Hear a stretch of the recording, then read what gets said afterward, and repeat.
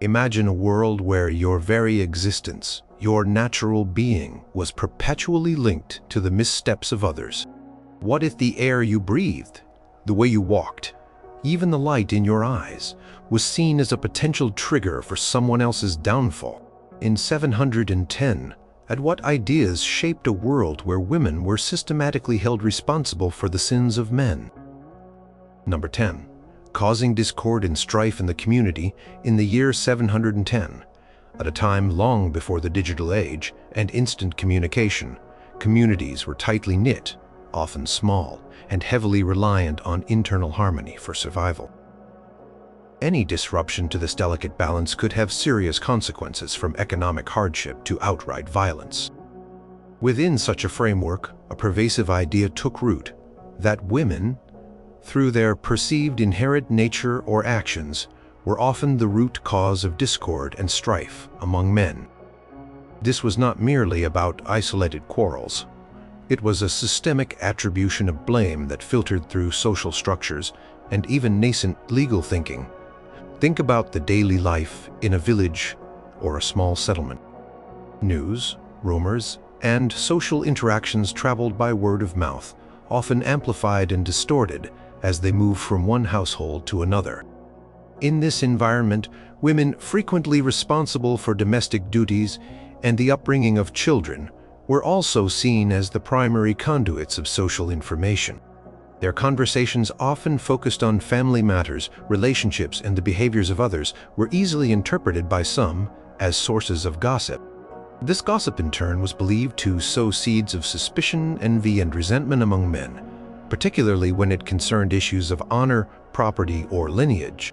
Careless word about a neighbor's crop yield, an observation about a man's fidelity, or a perceived slight between families, when recounted by women, could ignite tensions that simmered and eventually boiled over. Historical narratives from this era, often penned by male religious scholars or lawmakers, frequently depicted women as having a predisposition for talkativeness and emotional expression, which was then linked to the creation of social unrest. It was not uncommon for religious texts or moral treatises to caution against the idle chatter of women, suggesting it led to mischief and undermined societal order. The assumption was that men left to their own devices would naturally maintain a more rational and stable order, but the influence of women, particularly their emotional pronouncements, could disrupt this inherent stability. A man who found himself in a dispute with a neighbor, perhaps over land boundaries or a shared resource, might easily deflect the blame for the ensuing argument onto his wife, claiming her past words or social interactions had provoked the animosity.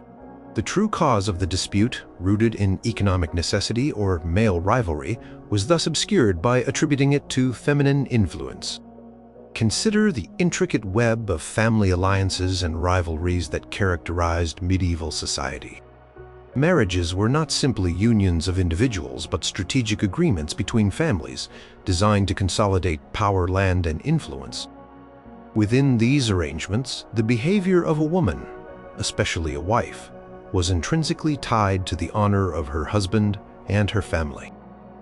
If a woman was perceived to be unfaithful, or if she engaged in a public dispute with another woman from a different family, the resulting shame or challenge to honor would often lead to violence and bifurcations between the men of the families involved.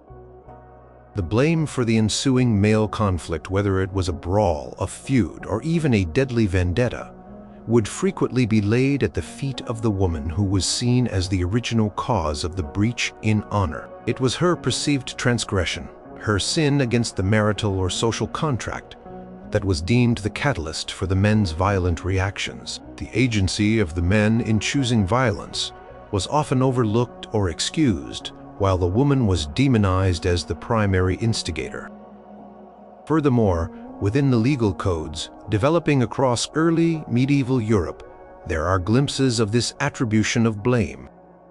While explicit laws directly stating women cause discord were rare, the penalties for certain female behaviors, particularly those related to slander, public quarreling, or infidelity, were often severe and implicitly framed within a context where their actions disrupted the male social order. A woman who publicly shamed another, or who was found guilty of adultery, faced not only personal punishment, but also the risk of her actions triggering wider community unrest.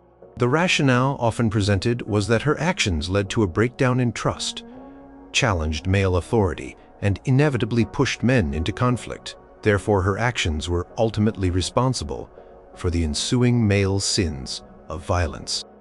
The emphasis was less on the individual male's choice to react violently, and more on the female's initial transgression as the original cause of the chain of events. The idea that women were inherently more prone to irrationality or emotional outbursts also played a significant role in this attribution of blame. This view, deeply rooted in classical philosophy and reinforced by certain interpretations of religious doctrine, suggested that men were guided by reason, while women were ruled by their passions. Therefore, when disputes arose and men engaged in violent acts, it was often argued that the men had been provoked or driven to such actions by the emotional instability or contentious nature of women. A heated argument between a husband and wife, for example, which might escalate into physical violence on the husband's part, could be rationalized by the man, and indeed by society, as a reaction to the wife's supposed nagging, defiance, or emotional outburst. Her sin of provoking him was seen as the fundamental cause of his sin of violence, effectively absolving him of full responsibility. This narrative was also reinforced in the religious teachings of the time. While direct causation was not always preached, sermons and moral exhortations often highlighted the importance of female modesty, obedience, and silence as virtues essential for maintaining household and community. Conversely, women who were perceived as loud, argumentative, or independent were implicitly or explicitly linked to disruption and social strife. If a family or community experienced unrest, and a woman within that group did not conform to the idealized image of quiet submission, she could easily become a scapegoat, blamed for the discord that afflicted the men around her. Her failure to embody the perceived feminine ideal was seen as a breach of spiritual and social order, leading directly to the male sins of anger, division, or even outright combat. The burden of maintaining peace, even among men, was often placed squarely on the shoulders of women, whose perceived failures were then blamed for any resulting male transgression. Number 9. Distraction from spiritual pursuit and righteousness. In 710 AD, across many parts of Europe, the Christian faith was not just a religion. It was the foundational framework for understanding the world, morality, and the very purpose of human existence. For men, particularly those who sought to live a devout life, the path to spiritual salvation was often described as an arduous journey, demanding rigorous self-discipline, detachment from worldly pleasures, and a singular focus on God. Within this spiritual landscape, women, their physical presence, their allure, and even their domestic roles were frequently identified as significant sources of distraction, potentially leading men away from their spiritual pursuits and into sin. This was not about personal choice alone. It was a deeply ingrained theological and social narrative that shifted the burden of male spiritual failings onto women. Consider the lives of ascetics and monks, who dedicated themselves to a life of prayer, contemplation, and abstinence. For these men, renouncing the world meant not only forsaking wealth and power, but also severing ties with earthly desires, including the companionship of women. Yet even in the solitude of a monastic cell or the austerity of a hermitage, the idea of female temptation loomed large. Early church fathers, whose writings heavily influenced thought in 710 and frequently warned about the dangers of women's beauty and charm, portraying them as tools of the devil, designed to lure men into lustful thoughts and disrupt their spiritual discipline. A monk who struggled with impure thoughts, or who felt his resolve weakening, might attribute these inner battles not to his own human frailty, but to the insidious influence of female presence, even if that presence was only in his memory or imagination. The woman became the externalized reason for his internal spiritual struggle, her very essence a potential source of his deviation from righteousness. Beyond the cloistered life, even for laymen, striving for piety. The narrative persisted. A man attempting to fast during Lent, or to devote more time to prayer and scriptural study, might find his attention drawn to his wife's beauty, her needs, or the demands of their shared domestic life. While these were natural aspects of human existence and marriage, the prevailing theological perspective sometimes framed them as obstacles to a man's higher calling. His sin of succumbing to earthly desires, of prioritizing worldly comforts over spiritual devotion, was often subtly or even overtly attributed to the distracting influence of his female companion. It was not his lack of discipline, but her existence, her appeal, that was seen as the primary cause of his spiritual lapse. Her role in the marriage, instead of being a partnership on a spiritual journey, was often recast as a potential stumbling block. Furthermore, the concept of original sin, stemming from the story of Eve's temptation of Adam, profoundly shaped this perception.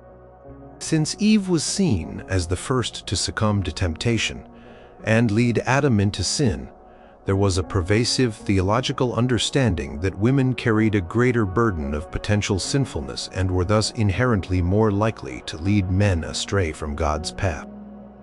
This historical precedent meant that any deviation from spiritual righteousness by a man could be explained in part by the enduring influence of female temptation. The woman in this view was not just a potential distraction.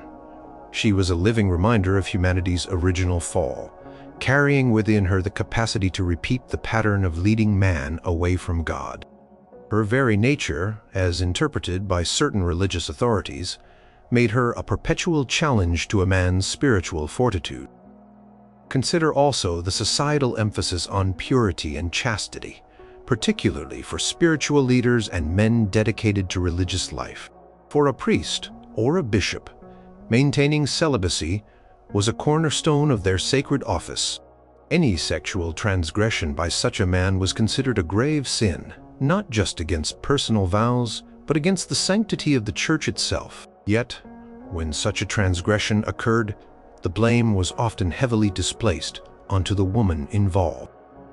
She was frequently portrayed as the temptress, the one who lured the holy man away from his vows, thereby causing his sin of impurity. Her perceived seductive power, rather than the man's choice or weakness, was highlighted as the primary catalyst for his fall. This narrative allowed for a societal comfort in excusing male spiritual leaders, shifting the weight of their moral failures onto the women they interacted with, thereby preserving the image of male influencer. The domestic sphere, though not explicitly religious, also mirrored these dynamics. A man who felt his spiritual life was suffering, perhaps because he lacked time for prayer or contemplation due to family obligations, might subtly blame his wife. Her need for his attention, her request for help with the children or the household, or simply her presence in the home, could be viewed as hindrances to his personal devotion. His sin of neglecting his spiritual duties, or his failure to achieve a higher state of piety, was thus attributed to the demands or distractions she posed, rather than his own struggle with balancing worldly responsibilities and spiritual aspirations. The woman in this framing became an unwitting impediment to her husband's spiritual growth, her very existence a test of his faith, that he might fail. Furthermore, the Church's views on marriage, while acknowledging it as a sacrament, often framed it within a context of necessary concession rather than an ideal state for spiritual perfection. Celibacy was frequently elevated as the superior path to God, and marriage was seen as a way to manage inevitable human desires while still leading a righteous life. Within this paradigm, the sexual relationship within marriage, while permitted, was still viewed with a degree of suspicion, especially if it was believed to lead to excess or distraction from devotion. If a man felt overly consumed by marital intimacy, or felt it pulled him away from his prayers or spiritual discipline, the blame for this sin of excessive indulgence could easily be placed on his wife's allure or her desires, rather than his own. Her body, her presence, became the source of his potential spiritual failing, her physical being a distraction from the divine. This pervasive cultural and theological outlook meant that for many men in 710, the path to spiritual righteousness was often seen as a constant battle against the seductive, distracting influences of women.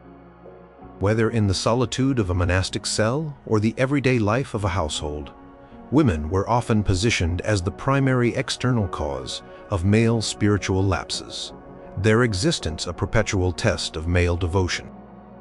The responsibility for a man's sin of neglecting God or succumbing to worldly desires was thus frequently externalized and placed squarely upon the shoulders of the women who shared their world. Number 8. Perceived disobedience and rebelliousness. In the societal structure of 710, particularly across regions influenced by Germanic legal traditions and evolving Christian doctrine, the concept of hierarchy was paramount. God ruled over humanity. Kings and lords ruled over their subjects, and within the household, the husband was understood to rule over his wife. This patriarchal order was not merely a social norm. It was often presented as a divinely ordained arrangement, crucial for maintaining order and stability in a challenging world. Within this framework, any perceived act of disobedience or rebelliousness from a woman was not just a challenge to her husband's authority. It was often viewed as a disruptive force that could lead to male sin, particularly the sin of losing control, reacting violently, or failing to maintain his household's moral integrity. The woman's defiance was often framed as the root cause of the man's transgression. Think about the household as the fundamental unit of society. The man, as the head, was responsible for its economic well-being, its reputation, and its moral standing. A wife who refused to obey her husband's commands, whether concerning household chores, the upbringing of children, or social interactions, was seen as undermining his authority. This undermining, in turn, was not simply a domestic squabble. It was considered a serious affront to the established order, a challenge to his God-given role. If a husband, frustrated by his wife's perceived defiance, resorted to anger, verbal abuse, or even physical violence, the prevailing social narrative often shifted the blame for his sin of losing control onto the woman. Her rebelliousness was seen as the provocation, the catalyst that forced him into a sinful reaction. His lack of restraint was excused, or at least mitigated, by her initial transgression against the marital hierarchy. The story of Eve, who famously disobeyed God's command and then led Adam to do the same, provided a powerful theological precedent for this blaming. If the first woman's disobedience brought sin into the world, then the disobedience of any woman was seen as a continuation of that pattern, a potential source of chaos and a trigger for male transgression. A wife who argued back, who pursued her own will against her husband's wishes, or who failed to carry out a duty, was implicitly or explicitly linked to this archetypal act of defiance. Her actions were not just personal choices. They were seen as embodying a broader feminine tendency towards rebellion, which could then lead her husband into sin through his reactions, or by causing his household to fall into disrepute, a reflection of his failure to maintain order.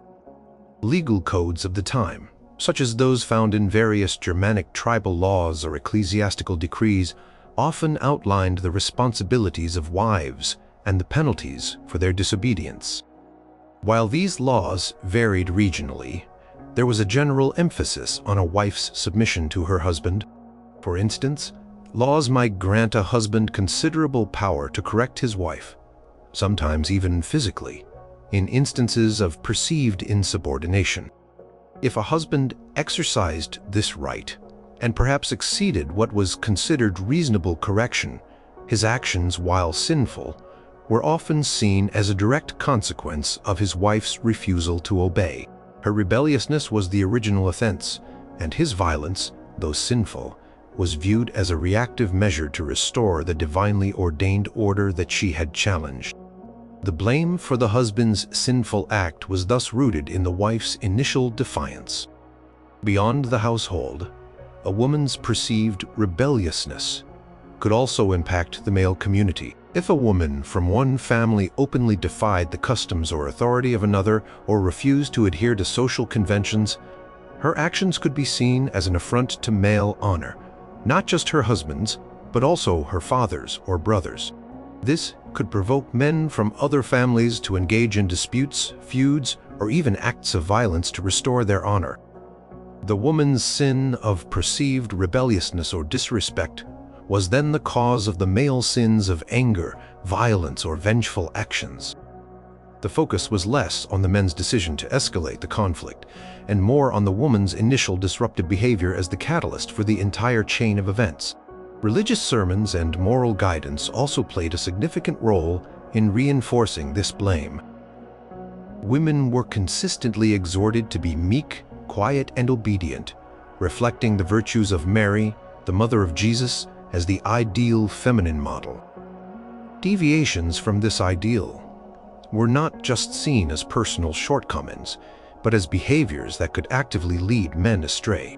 A woman who was seen as too independent, too vocal, or too assertive was subtly or even openly accused of fostering an environment where men might lose their temper, fall into despair over their inability to control their household, or even turn to other women who were perceived as more submissive. Her rebelliousness was thus a direct cause of his sinful reactions or his abandonment of righteous behavior. The burden of maintaining a man's temper and moral uprightness was often implicitly placed on the woman's shoulders through her obedience. Moreover, the act of running away from a marriage or a male guardian, while an act of desperation from many women, was unequivocally condemned as a profound act of rebellion. Such an act shattered the legal and social order, brought immense shame upon the husband and his family, and often led men to engage in desperate measures, including violence, to reclaim their property or honor. The sin of the husband in his pursuit or his violent reaction was then seen as a direct consequence of the woman's initial rebellious flight. She, by her act of defiance, caused him to sin by breaking the law or by committing violence to restore the order she had disrupted. Her personal choice, even if for survival, was recast as a profound and damaging act of disobedience that led men into their own transgressions. In essence, the prevailing worldview in 710 had often presented a woman's perceived disobedience or rebelliousness, not merely as a personal failing, but as a direct threat to the established patriarchal order, capable of provoking and causing male sign. By framing a man's anger, violence, or moral decline as a reactive consequence of a woman's defiance, society could effectively shift the ultimate blame for male transgressions away from the individual male and onto the woman who dared to challenge the prevailing norms of submission. Number 7. Weakness and irrationality. In the intellectual and social currents of 710, a deeply ingrained belief permeated society that women were inherently weaker and more irrational than men. This was not a casual observation, but a fundamental aspect of how gender was understood, rooted in ancient philosophical traditions and reinforced by certain interpretations of theological texts. Men were associated with reason, strength, and order, while women were often linked to emotion, physical frailty, and a perceived susceptibility to temptation. This conceptual framework meant that when men engaged in sinful behavior, particularly those involving passion, irrational decisions, or a lack of control, the blame was frequently and subtly directed towards women, whose supposed inherent weakness was seen as a cause or contributing factor to men's lapses. Consider the prevailing medical and philosophical theories of the time, which often described women as having a colder and wetter constitution compared to men, making them more susceptible to emotional fluctuations and less capable of rational thought. This physiological understanding was then translated into social and moral expectations. A woman, by virtue of her perceived irrationality, was believed to be more easily swayed, more prone to gossip, and less capable of making sound judgments. When a man under the influence of a woman made a poor decision that led to financial ruin, social disgrace, or even a violent outburst, the blame for his sin was often placed on her alleged irrational influence. It was argued that she, lacking the necessary reason, either convinced him through illogical arguments or simply drove him to an irrational state with her emotional appeals or perceived instability. His failure of judgment was thus not entirely his own, but a consequence of her inherent mental weakness. The story of Eve once again provides a powerful backdrop. Eve was depicted as being more easily deceived by the serpent than Adam, highlighting a perceived feminine vulnerability to temptation due to a weaker intellect or will. This narrative laid the groundwork for the idea that women, because of their inherent weakness, were more susceptible to sin themselves, and crucially more likely to lead men into it. If a man engaged in an illicit affair, for instance, his sin of adultery might be attributed to the woman's seductive power, which he, being a rational man, should have resisted. However, if she was perceived as inherently weaker and more susceptible to temptation herself, her fall was understandable, and then her seduction of him was a natural consequence of her flawed nature, thereby making her ultimately responsible for his sin. His weakness in succumbing was then blamed on her pre-existing weakness in being tempted. In legal contexts, this perceived female weakness could manifest in different ways. While women were generally treated as legal dependents, they were also sometimes seen as more susceptible to manipulation or undue influence. If a woman participated in a crime, perhaps alongside a man, there was a subtle societal tendency to view her role through the lens of her inherent frailty. Her participation might be excused by arguing that she was coerced or manipulated by the man. Or conversely, if she was seen as an instigator, it was because her irrationality led her to conceive of the sin. The blame for the man's sin in such a scenario could be diffused perhaps by stating he was led astray by her irrational impulsiveness, or by placing the primary guilt on her for being the weaker vessel who succumbed to temptation first. The man's agency, his conscious choice to commit the sin, was often overshadowed by the narrative of female influence and inherent weakness. Furthermore, the concept of female emotionality played a significant role. Women were widely believed to be more governed by their passions, their moods fluctuating more dramatically than men's. If a man, struggling with his own impulses, found himself succumbing to anger, lust, or despair, he might blame his wife's emotional state for triggering his own internal struggles. Her tears, her anxieties, or her perceived hysteria could be presented as the direct cause of his losing his temper, or falling into a state of despondency, which were considered sinful states. His sin of losing control was thus a reaction to her emotional weakness, making her the ultimate source of his transgression. The burden of maintaining a man's emotional equilibrium was in essence placed on the woman, whose own emotional expressions were seen as inherently destabilizing. Even in matters of property and inheritance, this idea of female weakness could indirectly lead to men being blamed for their sins, and the blame shifting to women.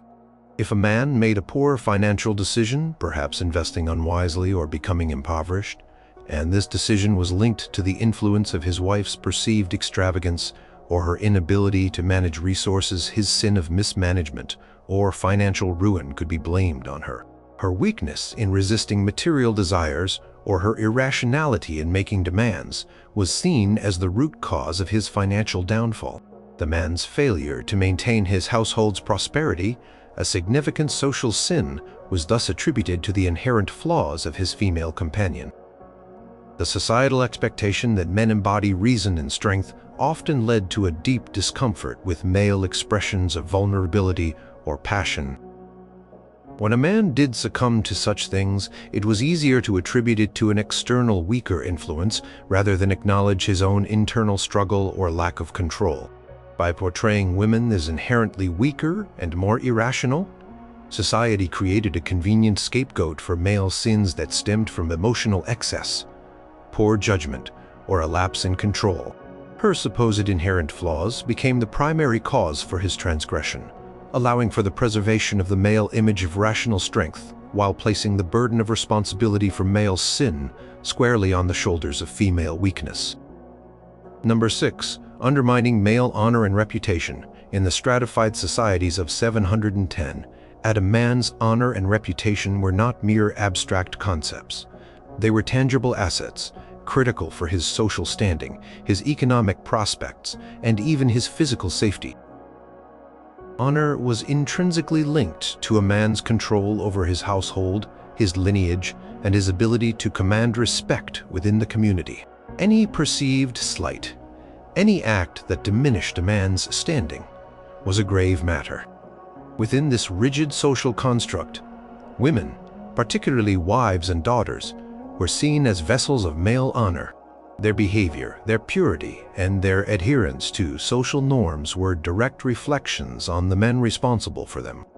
Consequently, when a woman's actions were seen to undermine a man's honor or reputation, she was often blamed for triggering male sins, specifically those of vengeance, anger, or engaging in violent acts to restore the tarnished honor. Consider the profound importance of female chastity, especially for unmarried women and wives.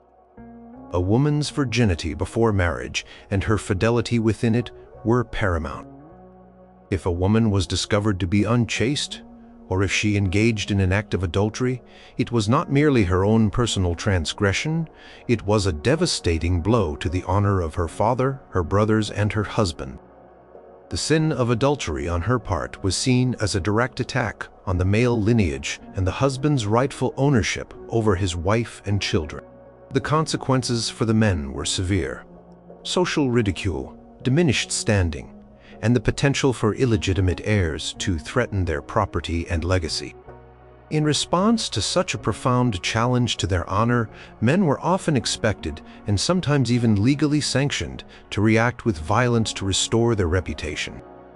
This could involve punishing the woman, confronting the man involved, or even engaging in feuds with the offending party's family. The man's ensuing sins of violence, revenge, or even murder were then attributed not to his own choice of action, but to the woman's initial act of undermining his honor. She, by her sin, had forced him to respond violently to preserve his standing. Beyond explicit sexual transgressions, any behavior by a woman that was perceived as improper, immodest, or socially inappropriate could be seen as undermining male honor. A woman who was too outspoken, too visible in public, or who failed to adhere to the strictures of modesty could bring shame upon her male kin. While her actions might not be considered a sin in the same way as adultery, they were seen as a failure to uphold the honor of her household. If this perceived impropriety led to a man being mocked, disrespected, or losing influence in the community, his subsequent sins of anger, resentment, or engaging in disputes to defend his honor would be blamed on the woman's original breach of conduct. Her failure to conform to societal expectations of female behavior was the cause of his defensive and potentially sinful reactions.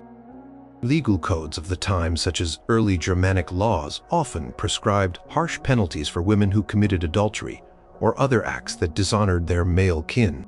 These laws were not just about punishing the woman. They were about restoring the man's honor.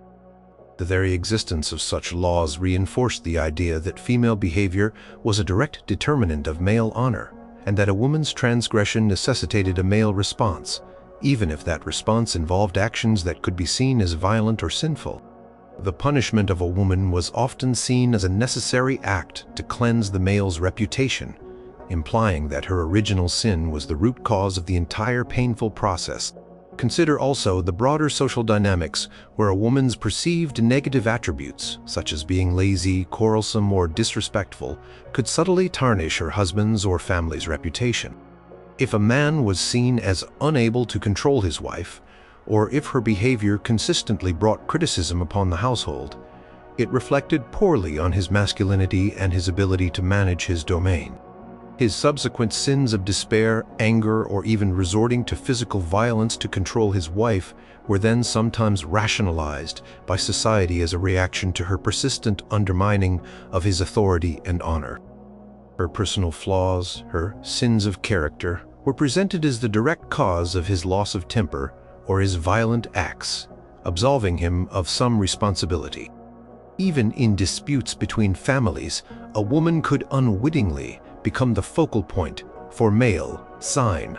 If a woman from one family was perceived to have insulted or slighted a man from another, or if her behavior was deemed to be disrespectful, it could spark a feud between the two male-headed families. The resulting violence, vengeance, and bloodshed, which were undeniably sinful acts, would often be traced back to the woman's initial perceived insult or act of disrespect. Her sin of social transgression was seen as the primary cause of the male sins that followed, as men felt compelled to defend their honor and retaliate. The men's choices to engage in violence were often framed as inevitable reactions to the woman's original affront. This pervasive societal expectation that women were the guardians of male honor meant that any deviation from prescribed female behavior, whether real or perceived, was not just a personal failing but a profound threat to the male social order. By framing a man's vengeful acts, his anger or his violent responses as necessary reactions to a woman's sinful undermining of his honor, society effectively shifted the burden of responsibility for these male transgressions away from the individual men and onto the women whose actions had, in this view, forced their hand. The woman's sin was thus the ultimate catalyst for the man's making her accountable for the violent and dishonorable acts committed in the name of restoring what she had supposedly stripped away. Number 5. Attracting undesirable attention and lustful thoughts. In the world of 710, the concept of female beauty was often viewed through a complex and often contradictory lens. While admired, it was also frequently seen as a dangerous force capable of igniting male lust and leading men into sin. This perspective was deeply rooted in prevailing theological interpretations, particularly those influenced by early Christian thought, which often emphasized asceticism and the dangers of worldly temptations. The burden of managing male desire was frequently placed not on the man himself, but on the woman, whose very existence or perceived attractiveness was deemed the primary cause of male lustful thoughts and subsequent sins. Consider the pervasive idea, drawn from various religious texts and moral teachings, that the male gaze when directed towards a woman was a source of potential sin for the man. However, instead of emphasizing male self-control, the narrative often shifted the responsibility to the woman. Her physical appearance, her demeanor, or her attire, if deemed too alluring, was seen as the catalyst for male lust. If a man experienced impure thoughts or acted on them, the blame was often redirected to the woman who had supposedly provoked these thoughts.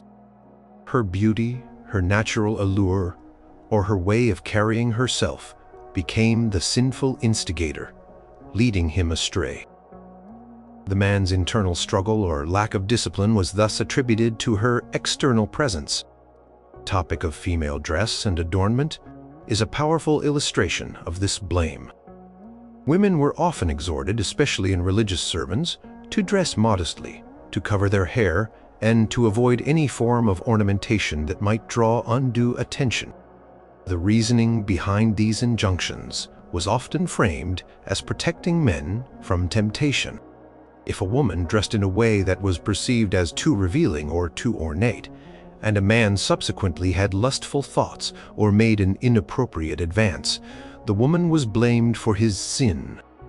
Her choice of clothing, her sin of immodesty, was seen as the direct cause of his sin of lust.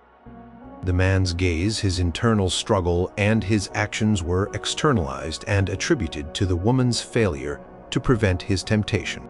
Onus was entirely on her to manage his desires through her appearance. Furthermore, the very act of a woman being in public or engaging in social interactions could be seen as a source of potential sin for men.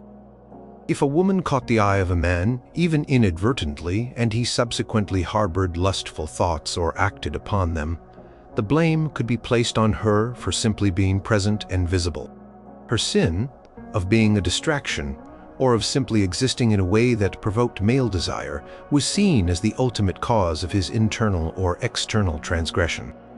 This perspective effectively stripped women of their agency and burdened them with the responsibility for male self-control, suggesting that their very presence was a threat to male purity. Religious texts often reinforced this idea by cautioning men against looking at women with lust, and by simultaneously advising women to be humble and modest. While superficially balanced, the underlying message often implied that women, through their inherent seductive power, were more likely to be the initiators of sinful desires. A man struggling with lust might confess his sin and explain it by referring to a woman he saw, framing her as the source of his temptation rather than his own internal battle. His sin was thus linked to her presence, her attractiveness, her perceived provocation. The concept of femme fatale, while not a precisely defined term in 710 AD, nonetheless captures a prevailing sentiment. Women were often perceived as inherently seductive, possessing a power to corrupt men and lead them away from righteousness. This perception meant that when a man fell into sin that involved sexual desire, the woman involved, regardless of her intentions, was often branded as the temptress, the one who caused his downfall. Her sin of being alluring or seductive was the primary cause of his sin of lust or illicit acts. The man's agency, in his own choices, his own internal struggles with desire, were frequently overlooked in favor of blaming the external irresistible force of female attraction. Even in interactions that were not explicitly sexual, a woman's perceived attractiveness could lead to male sin and blame shifted to her. If a man became obsessed with a woman, perhaps neglected his duties or grew jealous of her affections for another, his sins of obsession, negligence, or envy could be attributed to the woman's irresistible allure. She, by her beauty, had caused him to lose control of his senses and his righteous path. Her natural qualities were thus transformed into sins that directly led to his own moral failings. The burden of managing male emotional and sexual responses was placed squarely on the shoulders of women, whose physical presence or perceived attractiveness was seen as a dangerous catalyst for male temptation and sign. This societal and religious framework created a challenging reality for women in 710. Regardless of their intentions or actions, their very existence, their natural beauty, or their choices in attire could be interpreted as a sinful provocation directly responsible for male lustful thoughts and subsequent transgressions. The responsibility for male self-control and adherence to moral principles was often externalized and placed upon the woman, effectively making her accountable for a man's struggle with desire and temptation. Number 4. Challenging patriarchal authority and social order. In the society of 710, order was not just valued, it was considered divinely ordained. The world was structured as a strict hierarchy, with God at the pinnacle, followed by earthly rulers, then men, and finally women and children. This patriarchal authority was the bedrock of social stability, ensuring that families, communities, and kingdoms functioned according to a perceived natural and godly design. Any challenge to this established order, especially from women, was not merely seen as disobedience. It was often viewed as a fundamental disruption that could lead to male sin, particularly the sin of losing control, reacting violently to restore order, or failing in his God-given duty to maintain his domain. The woman's defiance was often framed as the direct cause of the man's transgression. Consider the role of the male head of household. He was responsible for the moral, economic, and social well-being of his family. His authority over his wife, children, and servants was absolute and largely unquestioned. If a wife, for instance, openly defied her husband's commands, refused to perform her duties, or otherwise acted in a way that undermined his position within the home. This was considered a severe transgression. It was not just a personal conflict, it was a challenge to the entire social fabric. If the husband, provoked by this defiance, reacted with anger, verbal abuse, or even physical violence, his sin of losing his temper or committing violence was often attributed to the wife's original challenge to his authority. Her sin of insubordination was seen as the primary cause that forced him into a sinful reaction. Effectively excusing or mitigating his own lack of control, religious teachings heavily reinforced this patriarchal structure. Passages from various scriptures were interpreted to emphasize female submission and male headship. Sermons and moral exhortations consistently reminded women of their duty to obey their husbands and male authorities.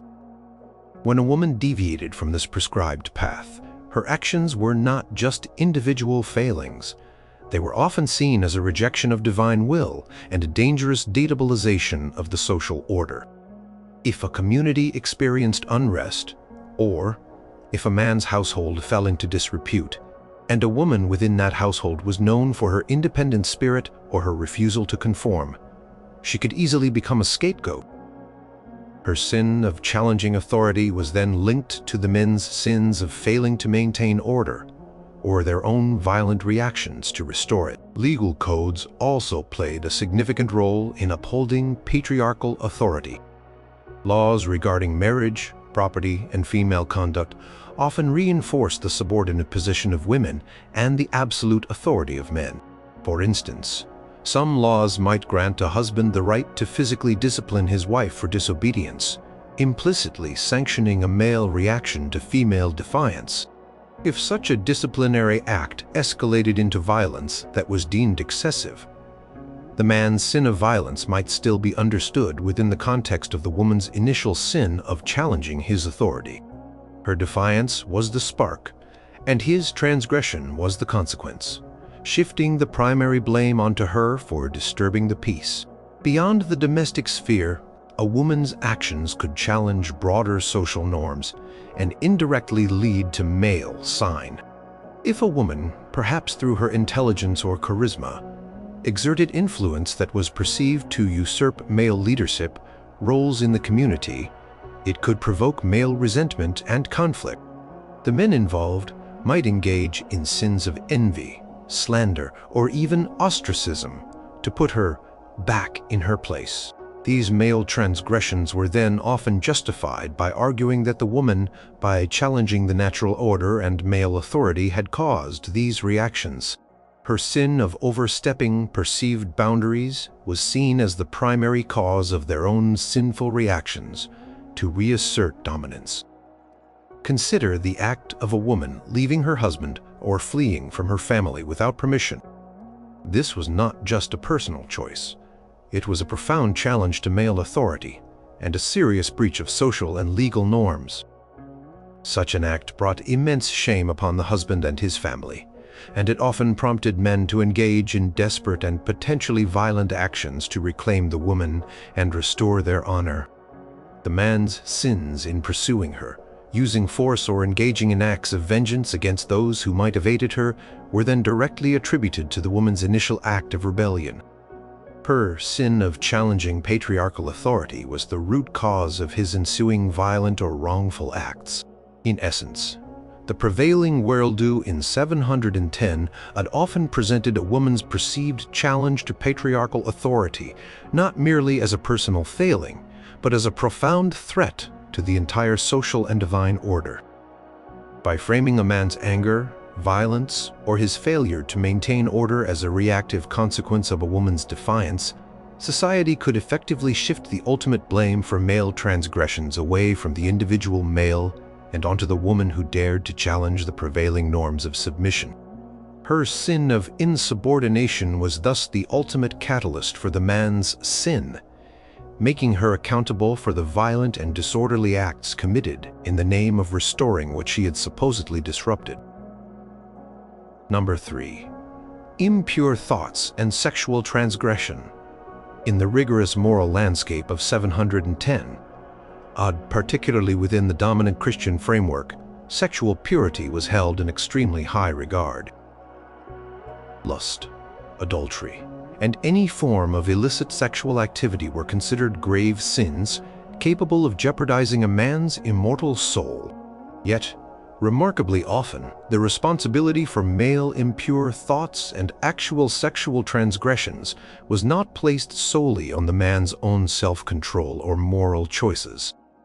Instead, it was frequently and powerfully shifted onto women, who were perceived as the primary instigators, temptresses, and sources of male sexual sign. Her existence, her perceived allure, or her actions were seen as the fundamental cause of male sexual downfall. Consider the pervasive theological interpretation of Eve's role in the Garden of Eden. She was not just the first to sin, but the first to be tempted by physical desire, and then, critically, she enticed Adam.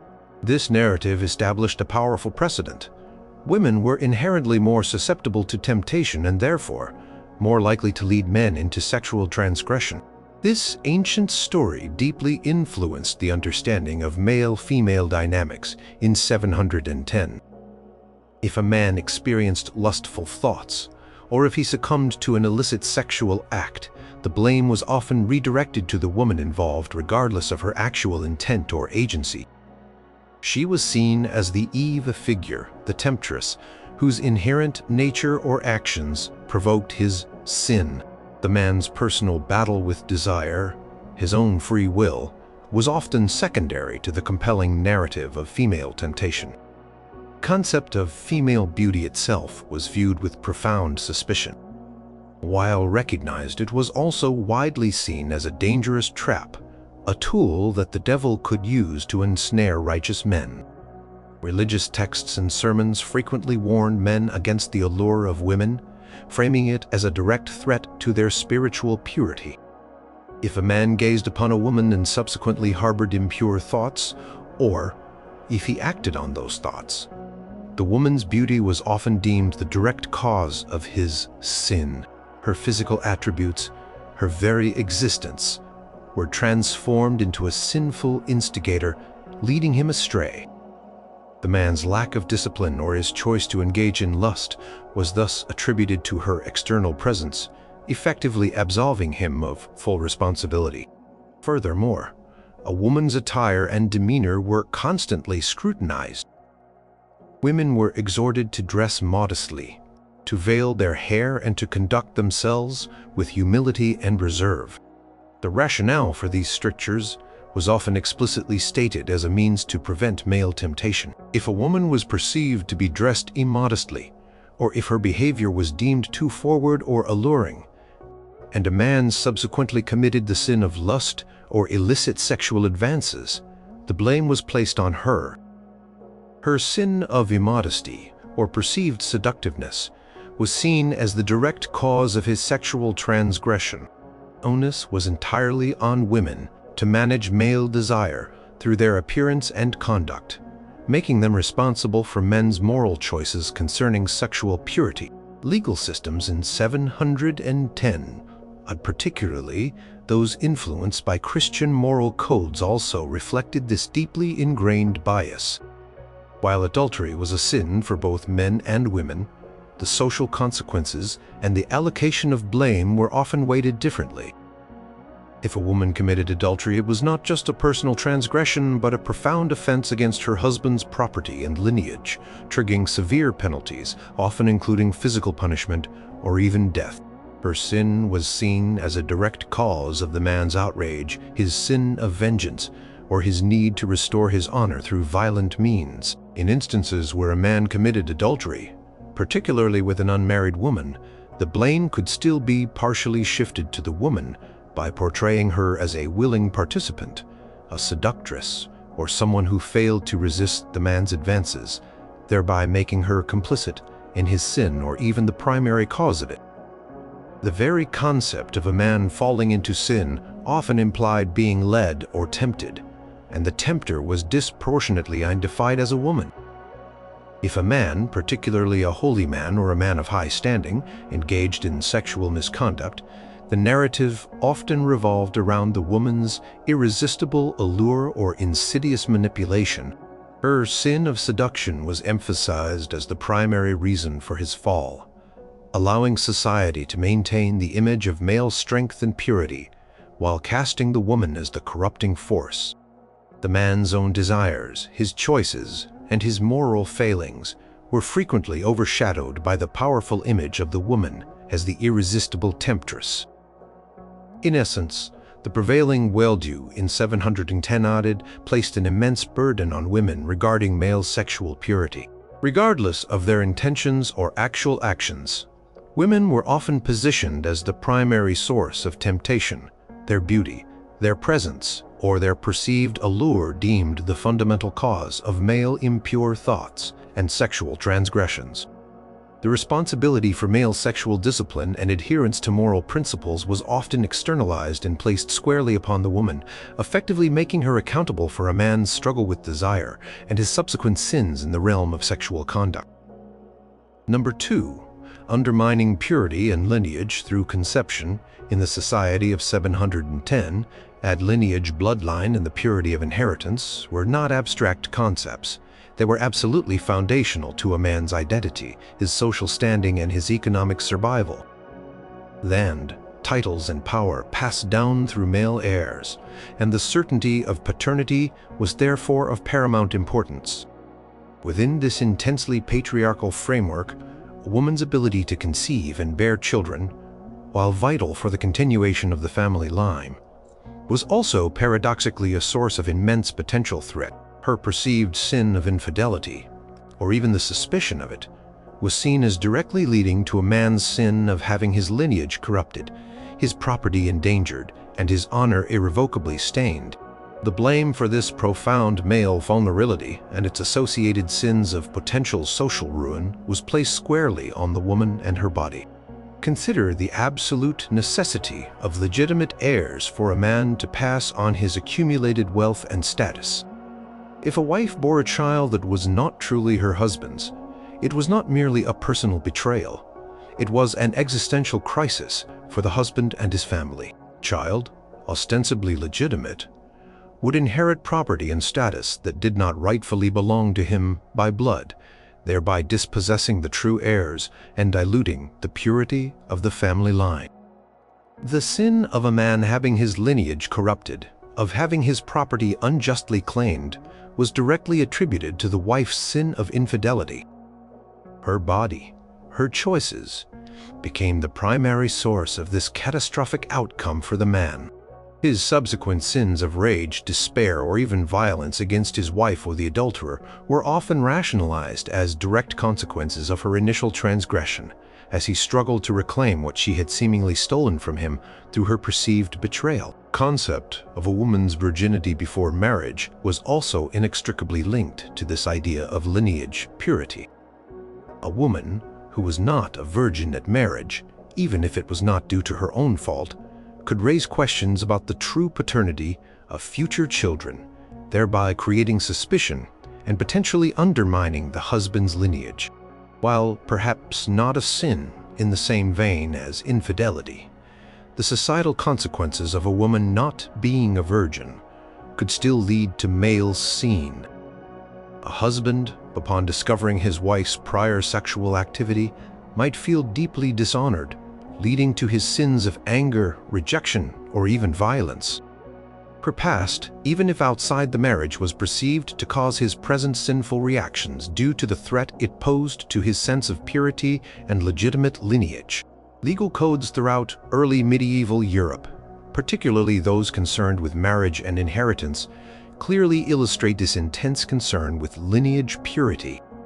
Adultery by a wife was almost universally condemned with severe penalties, far stricter than for a husband. This disparity reflected the understanding that a wife's infidelity posed a direct and profound threat to the male line of descent, a threat that a husband's infidelity did not pose in the same way. The woman's sin of adultery was thus seen as a direct catalyst for the man's sin of having his lineage compromised, forcing him into a position of social and economic vulnerability. The very existence of illegitimate children, the deepest challenge to a man's legacy was entirely blamed on the woman's sexual transgression. Furthermore, the act of a woman committing adultery was not just a personal moral failing. It was seen as a profound violation of the social contract and a direct assault on the husband's ownership of his wife and his claim to future generations. The sin of having a non-legitimate heir, or even the fear of it, could drive men to extreme measures, including divorcing their wives, disowning children, or even resorting to lethal violence against both the wife and the suspected father. These actions, while sinful in themselves, were often understood as desperate attempts by the man to restore the purity of his lineage and his honor, which had been corrupted by the woman's sin. Her body, and her perceived misuse of it, was the ultimate source of his profound distress and subsequent sinful reactions. Even without actual infidelity, suspicion or gossip about a woman's chastity could lead to male sign. If rumors circulated about a wife's fidelity regardless of their truth, the husband's honor and the legitimacy of his children would be questioned. This public doubt could lead the husband to sins of paranoia, jealousy, or even violence against his wife or those spreading the rumors, all in an attempt to protect his lineage. The woman, even if innocent, would be blamed for causing this turmoil through her mere association with the rumors, or for not being perceived as beyond reproach, thereby causing the man to fall into these protective, yet sinful, behaviors. In essence, the prevailing worldview in 710 AD placed an immense, often terrifying burden on women regarding the purity of male lineage. Their bodies, their sexual choices, and even the perception of their actions were directly linked to the most fundamental aspect of male identity and survival: the continuation of a pure and legitimate bloodline, the sin of a corrupted lineage, and the profound social and personal consequences that followed for men were placed squarely on the shoulders of women, whose perceived or actual infidelity was seen as the ultimate source of this devastating male vulnerability. Number 1. The original sin of Eve and inherited culpability. At the very bedrock of how women were blamed for male sin in 710 AD lay a singular ancient story, the account of Eve's temptation in the Garden of Eden. This narrative, deeply embedded in the Christian theology that dominated much of Europe during this period, was far more than a historical anecdote. It was a foundational explanation for human suffering, sin, and the perceived inherent moral weakness of humanity. Crucially, it established an enduring archetype: the woman as the primary instigator of sin, not just for herself but for all mankind, and specifically for men. This original transgression was not merely a past event. It was believed to have imbued women with an inherited culpability, a pervasive susceptibility to lead men into sin, making them fundamentally responsible for male moral failings across generations. Consider the profound impact of the story as it was understood in 710. Eve, formed from Adam's rib, was presented as the first to succumb to the serpent's temptation, not Adam. She then offered the forbidden fruit to Adam, who also ate. While both sinned, the emphasis in theological discourse often highlighted Eve's primary role as the one who was first deceived, and then critically, the one who led Adam into sin. This created a theological precedent that women by their nature were inherently more susceptible to temptation and more prone to leading men astray. Every subsequent act of male sin, particularly those involving temptation, lust, or a lapse in judgment, could be traced back conceptually to this original blueprint. The woman, in this view, carried the historical burden of initiating the fall, making her a perpetual potential source of male moral decline. This theological understanding wasn't confined to academic debates. It permeated daily life, sermons, and moral teachings.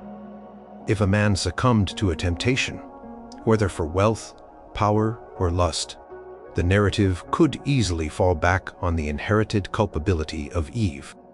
His sin was not just his own weakness, it was a continuation of Adam's original fall, provoked by an Eve-like influence. The woman he encountered, The temptation she represented was seen as embodying that original, inherent feminine capacity to lead men into sin.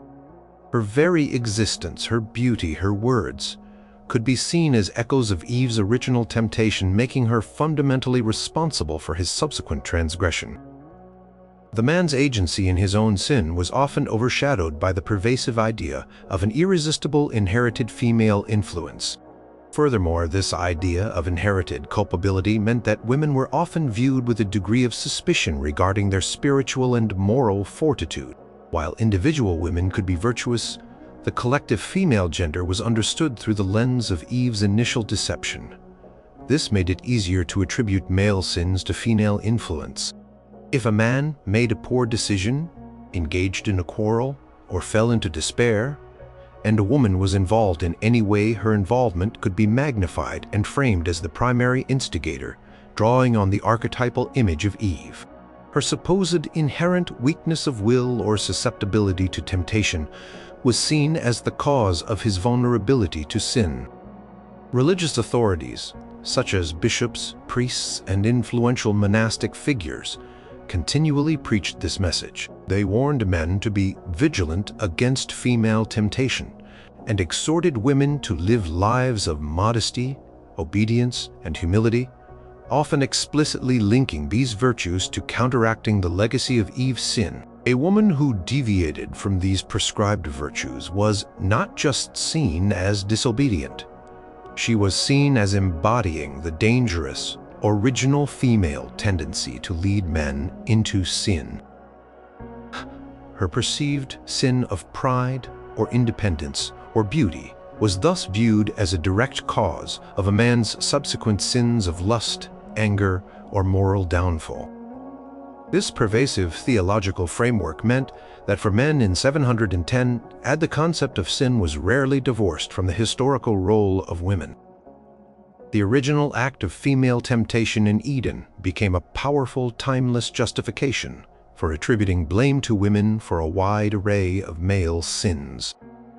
Whether it was a man struggling with lust, or losing his temper, or making a foolish decision, the shadow of Eve's original transgression hovered, providing a convenient and powerful explanation for why men might stray from righteousness. The woman, by virtue of her gender and its historical archetype, carried a heavy burden of responsibility for male sin, a burden inherited from the very beginning of human history.